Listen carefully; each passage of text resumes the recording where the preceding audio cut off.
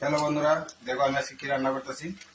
শস্য দিয়ে পুস্ত রান্না করবো। প্রথমত কালো জিরা সম্বাস, পেঁয়াজ চলে গেল, হালকা করে ভাজা হয়ে গেছে পেঁয়াজ গুলা। দিয়ে দিব এখানে পুস্ত বাটা, শস্য বাটা, পেঁয়াজ বাটা, মরিচ বাটা, সব একসঙ্গে এখানে বাটা আছে, এটা দিয়ে দিব। কাজু বাদাম বাটা, আরো কি কি জানি আছে এগুলা দিয়ে সবগুলো দিয়ে দিচ্ছি। তারপরে হালকা করে নাড়া দিয়ে নেবো, কষা করে কষিয়ে নেব।